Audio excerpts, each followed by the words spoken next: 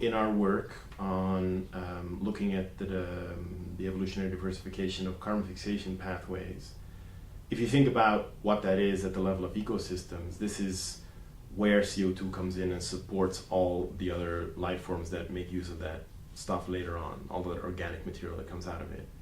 So an innovation in how to fix CO2 is potentially a pretty major innovation for the structure of ecosystems and the structure of the biosphere. And in fact, what our work seems to be suggesting is that potentially, in fact, the innovations in carbon fixation are what drove the diversification of some of many, in fact, of the deepest branches in the tree of life altogether. And so in our tree of carbon fixation pathways, that overlaps very nicely with most of the most robust signals that you have from standard phylogenetic trees. We find, for example, that on one side of the tree of carbon fixation, we find all phenotypes that are used only by archaea. On the other side, we find forms that are used only by bacteria. And then those domains within them split into some of the major lineages within bacteria and archaea. So that's one. And secondly, we can identify very clear physical chemical driving forces for each of those divergences.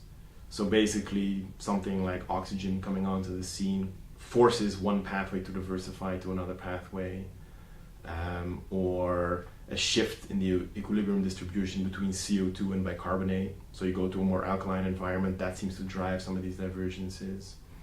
And so just basically to take a step back then, what this is potentially saying is that what innovations in carbon fixation were doing, or what that resulted in, is that life was basically able to sort of penetrate into a new geochemical niche on the early Earth.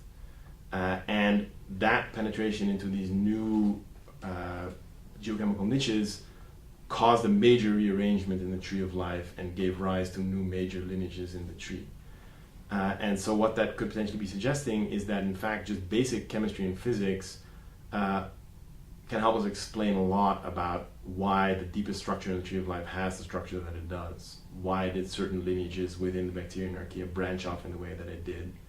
And so that's kind of a little bit surprising and kind of appealing as well, because it basically is setting up just basic, very low-level physical and chemical driving forces as major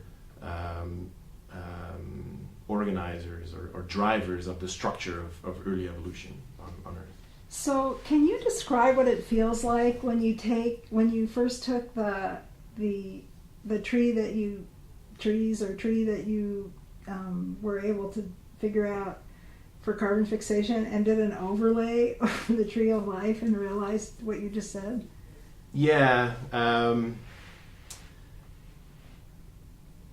I think it was pretty euphoric and shocking in a way to see some of these patterns, because it sort of really feels like you're getting a glimpse into, the fabric of life in a way, and the fabric of evolution, and that, I don't know, can be a very powerful feeling to experience that. When I first started looking at some of these pathways and started to see some of the patterns, I thought it was kind of exciting. But the more that I looked, the broader and more general the pattern appeared to be. And when I finally took the analysis to the level where I was going across all the deep branching bacteria and archaea and was sort of realizing potentially what was going on,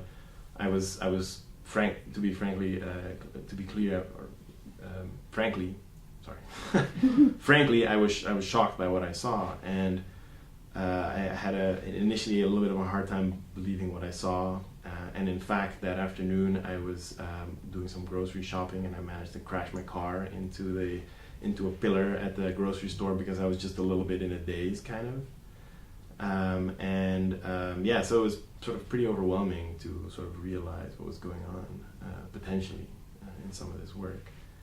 As I sort of calmed down a little bit after that, I was like, wow, this is, pretty privileged to potentially be seeing some of these patterns here. It almost feels too like there's an aesthetic dimension.